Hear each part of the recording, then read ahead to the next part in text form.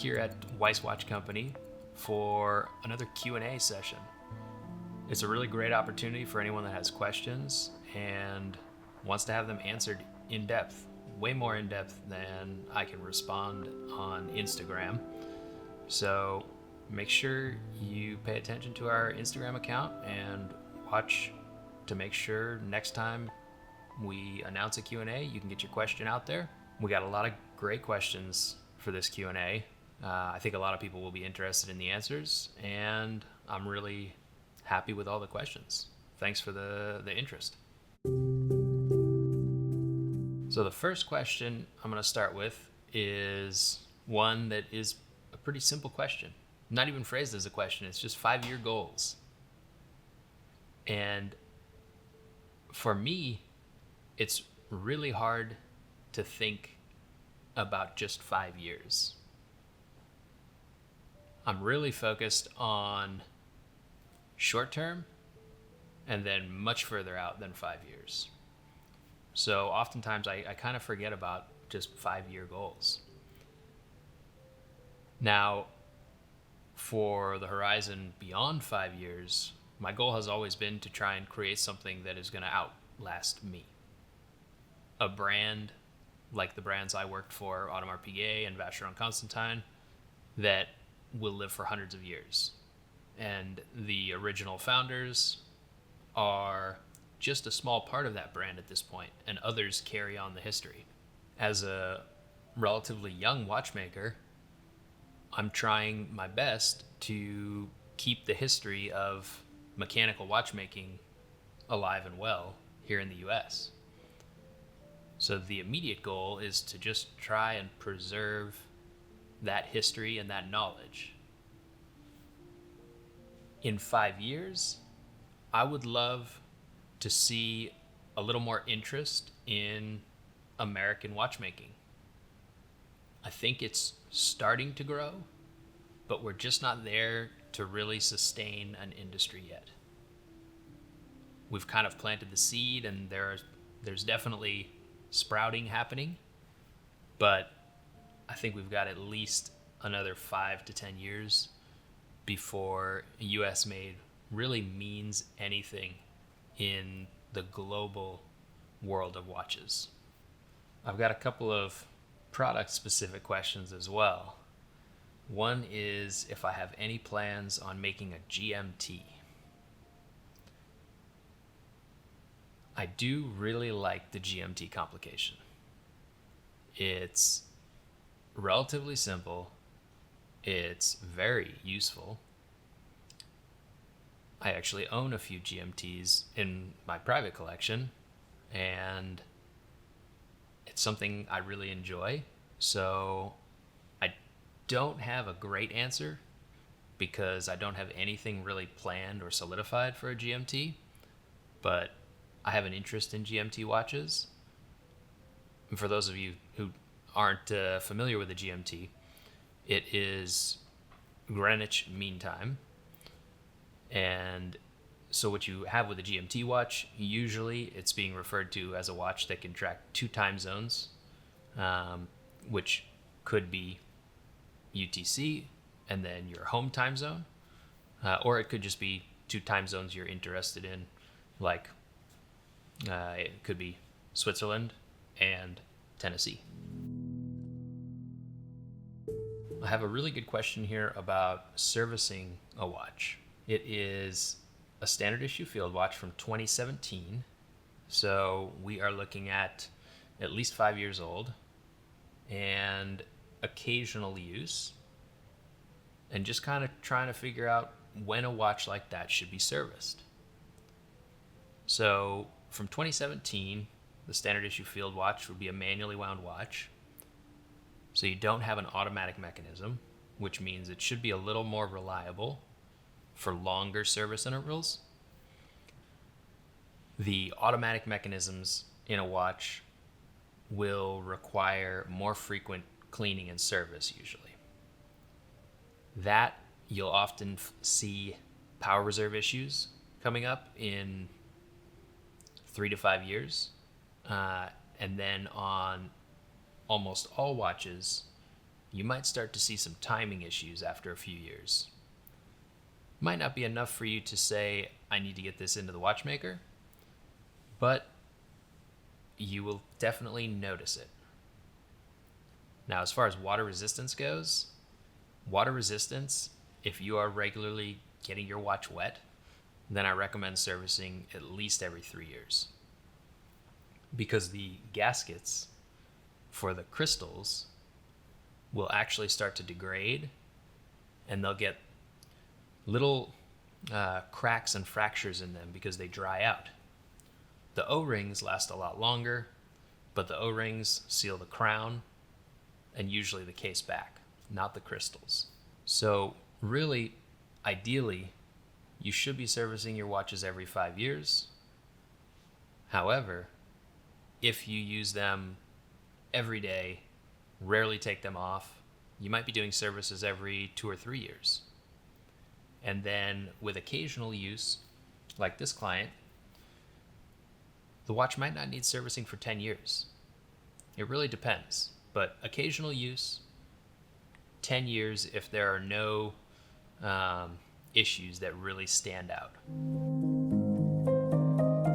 I get a lot of interest in people who are interested in making watchmaking a career. And one of the questions I got for this round of Q&A is, how much money can a watchmaker make? And if we're just looking at like the highest dollar amount a watchmaker could make, then it could be a huge amount of money. But if we're talking averages or starting watchmaker salaries, things like that in a service center in the US, that's a completely different story. So I could mention a few kind of general things about watchmaker pay, but it really depends what country you're in and how much experience you have. If you're new or if you've been around for 10 years as a watchmaker, it will make a huge difference. So as a starting watchmaker in a service center in the US, starting pay is going to vary a lot based on your location in the US. At a service center in a city that has a lower cost of living, you may be looking at only $40,000 or $50,000 a year as starting pay. However, once you have some more specific training, you could very quickly double that. And specific training would be either brand specific training that makes you much more valuable to that specific brand, or training in complications. Training in complications would make you much more valuable because you can now work on many other types of watches that might otherwise have to be shipped to Switzerland or shipped to a different service center where they have somebody who has specialized in those specific complications. Now, there's really a huge, broad number of roles that a watchmaker can find themselves in, ranging from working in a boutique, doing some sales and repairs, or working in a service center that is not client-facing and just head down at the workbench doing repairs.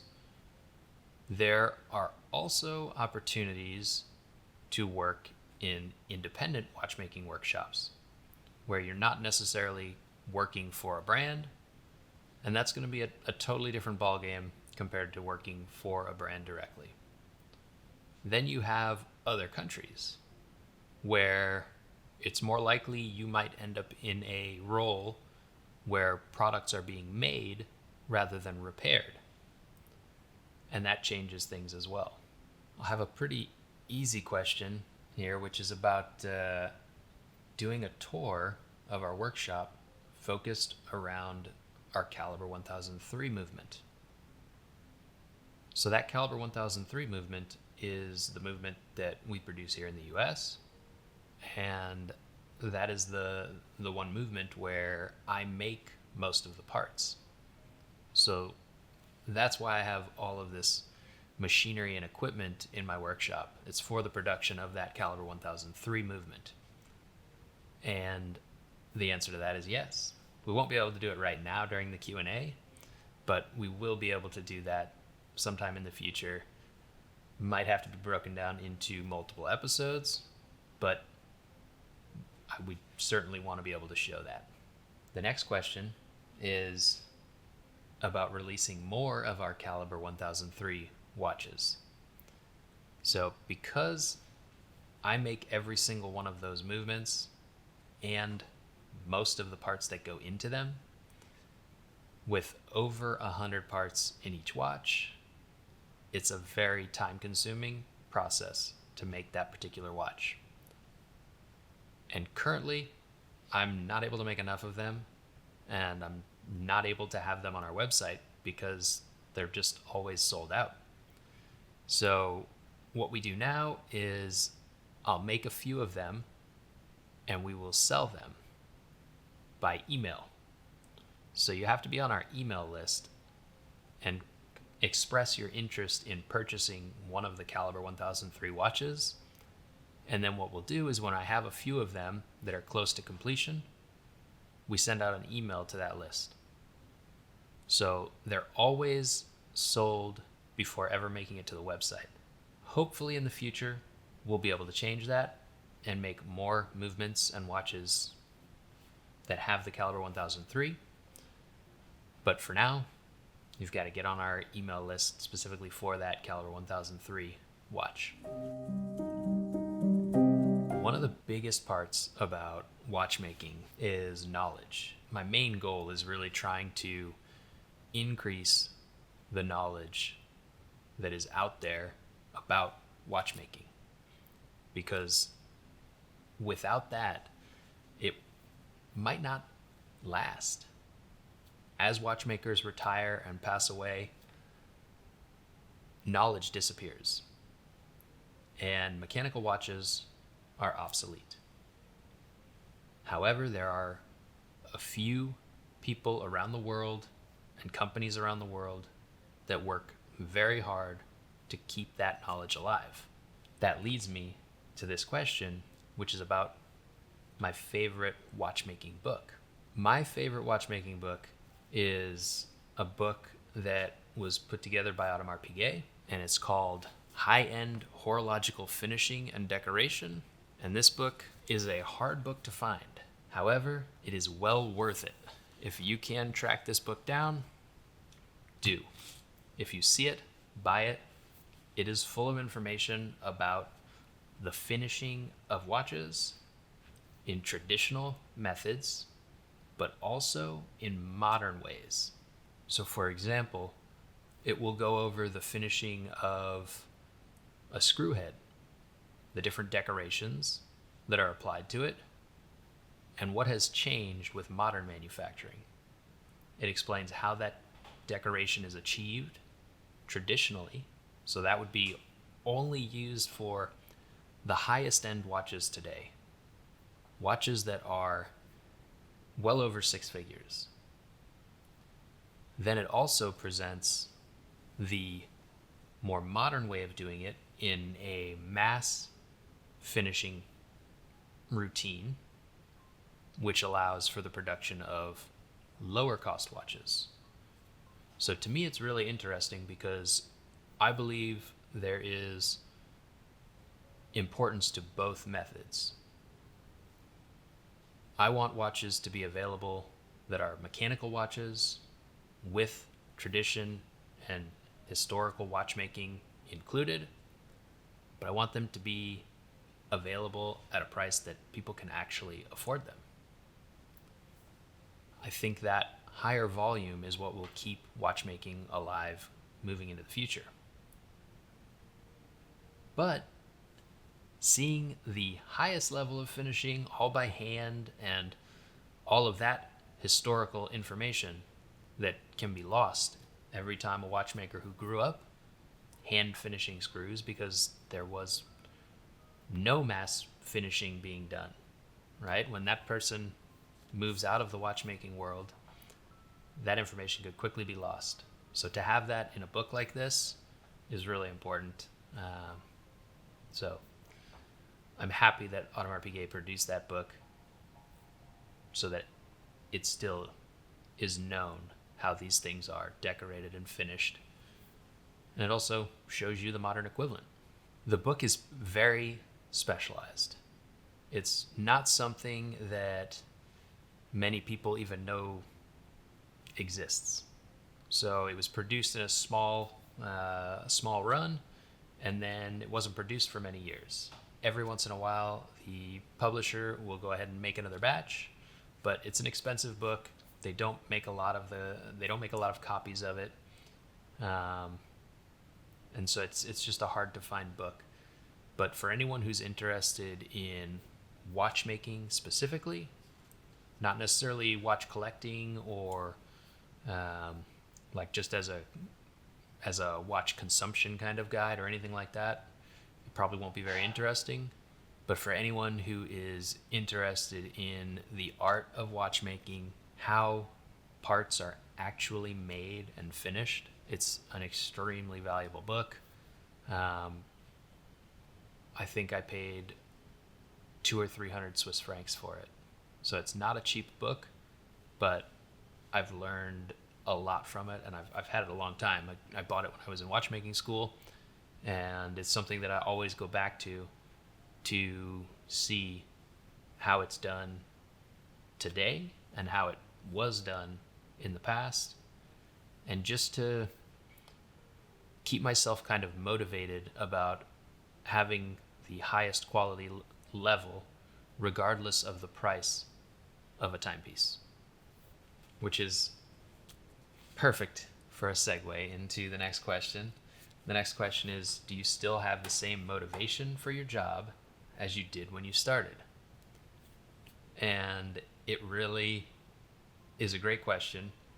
And like I mentioned with the book, oftentimes I will find myself getting distracted, and then I have certain books or videos or like documentaries and things about other watchmakers that I will turn to in order to just browse through that book and remember why I do this.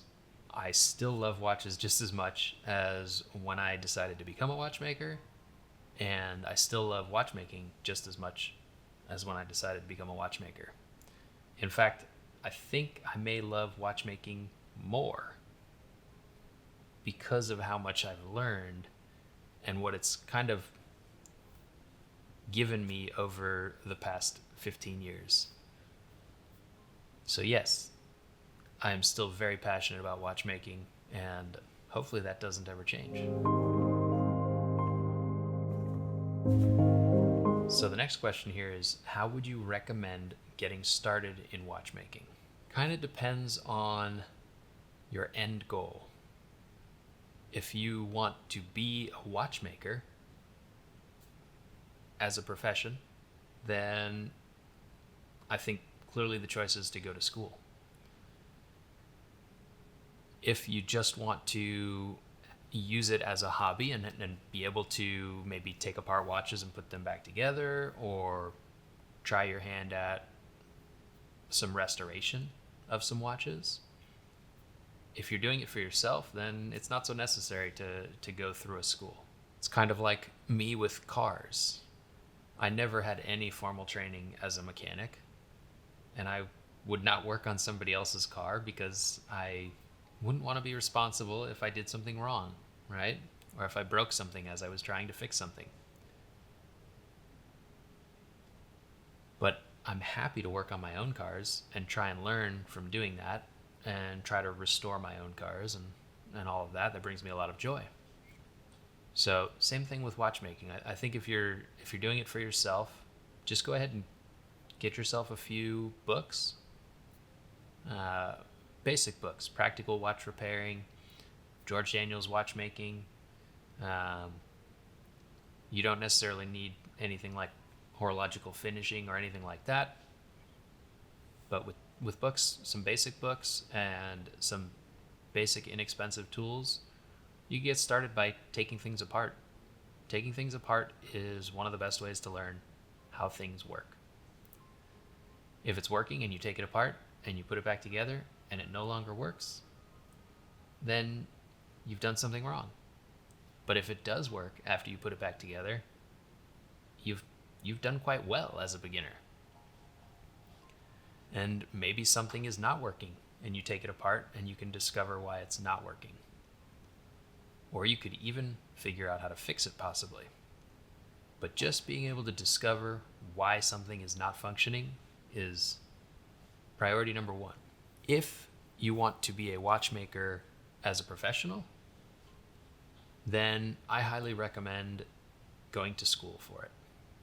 And that could be a watch technician program here in the US, or a more in-depth 2 to 3 year program in the US, or there are potential opportunities to go to Europe as an American, or if you're in another part of the world, there are watchmaking schools all over the world.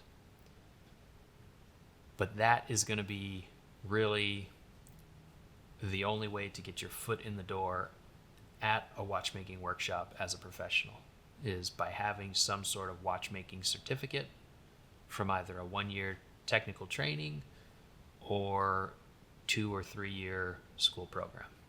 I actually have a whole episode that is just about watchmaking schools in the US, so that would be a great place to start to figure out what schools to even look at.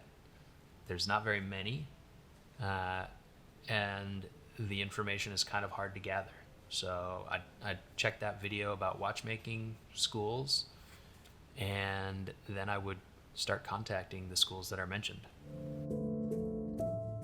So I have a very specific question here about a reel that includes a green dial watch, and whether we have that for sale. That particular green dial watch is our limited edition agave dial, and those are all sold out. So no, we don't have those for sale anymore.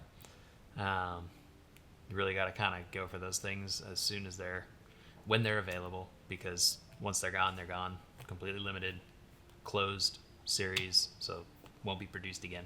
That leads into the next question, which is, are any new dials or styles coming out soon?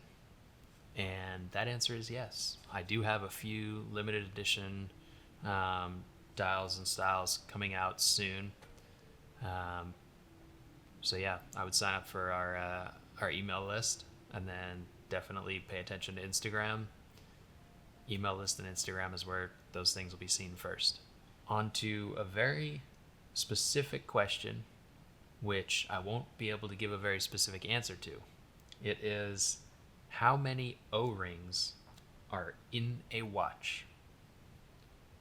And that is a tricky question because it depends completely on the watch. The number of O-rings that we use changes depending on the watch design. So as an example, the fewest number of O-rings that go into a Weiss watch would be 3 O-rings.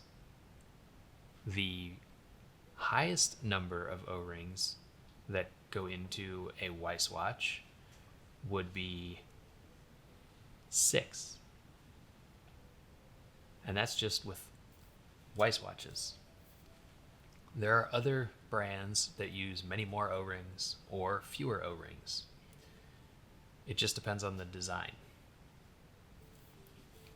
Now, the O-rings are a rubber material that allow for sealing a watch for water resistance.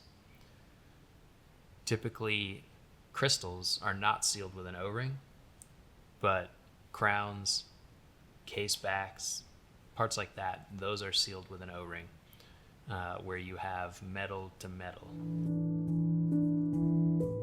Where do you see sustainability and environmental consciousness finding space in the watch industry? That's a really good question.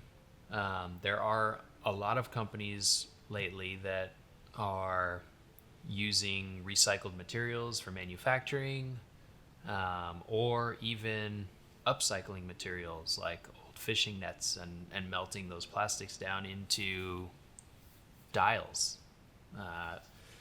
There's a lot of instances like that, uses of recycled metals, recycled stainless steel for watch cases, things like that.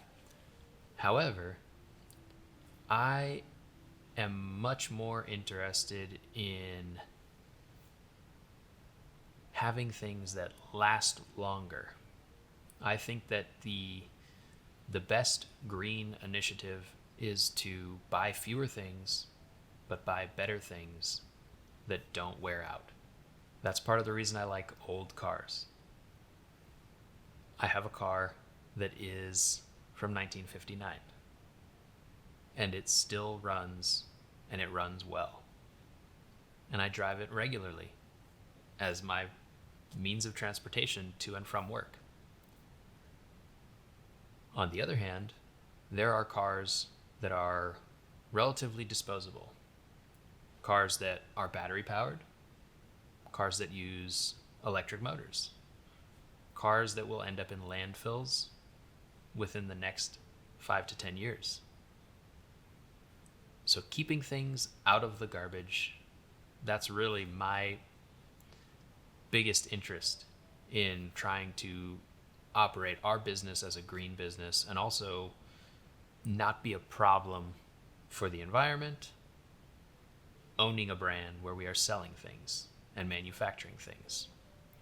So trying to produce mechanical watches instead of quartz watches, I think, is a big, big difference in how sustainable a product is.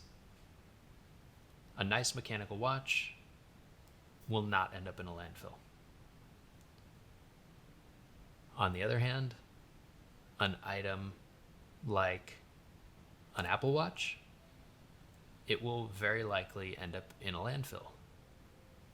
Maybe certain components will be taken apart and recycled, like the aluminum cases. However, it's very hard to guarantee that that's actually going to happen, because that costs money. Disassembling products to sort them for recycling costs a lot of money. So trying to produce something that doesn't have to be torn apart and then recycled or put into a landfill is the most important thing for me. Then I have a question here about design. It is, what is the decision process that goes into determining watch sizing? So the basics on watch sizing would be obviously trying to create a certain style of watch, right? Either a smaller watch or a larger watch. But there's a lot of restraint. The main thing that we have to look at as we are designing something is taking into account the engineering of that part. If you're trying to make a sport watch with good water resistance, then you're going to be limited on how thin you can make it, because you're going to need thicker crystals for water resistance. You're going to need more robust gaskets, possibly a larger crown. The parts will have to be larger to be stronger. You're also limited by the movement. If you have a movement that is very thick, then it's going to be impossible to make a very thin watch. Certain complications, like chronographs and automatic mechanisms, they stack up on a watch and they will make the movement quite thick. So by the time you then case that watch up, if it's a sportier watch with more water resistance, then it could be a very thick watch. If it's a dress watch where water resistance isn't as important, you could keep it on the thinner side of a chronograph. But all of these things add up. So it's kind of a give and take dance that we have to do. And it usually has a lot to do with the designer's preferences or what they're trying to achieve. It's not as simple as saying, I like a thin watch, so I'll make a thin watch. Because you might also like a chronograph, and the two of those things don't really go together. So there's a lot of thought that goes into how to make watches thinner or how to make something more robust. This is a really interesting question here, and it's asking if there's any chance of an olive green dial for a future limited edition. And I actually have made one olive green dialed watch. And that was a custom PTS dial watch for a friend of mine, and there's only one of them. It's a one of one limited edition. I don't know if it will ever hit the marketplace to be available secondhand. So I don't see an olive green dial in the future right now, but maybe in a different model. That one was the 42 millimeter standard issue with the caliber 1003 movement. Thank you everyone for sending in such great questions. I want to try and do Q&As a little more regularly, so stay tuned. Get your questions ready. And if you have any questions that when you're watching videos, feel free to put them in the comments. I do read through the comments and I try to answer as many questions as I can. So you can always reach us there. We're working on some other episodes as well. So if you have episode ideas, you can always put those in the comments or shoot them over via email.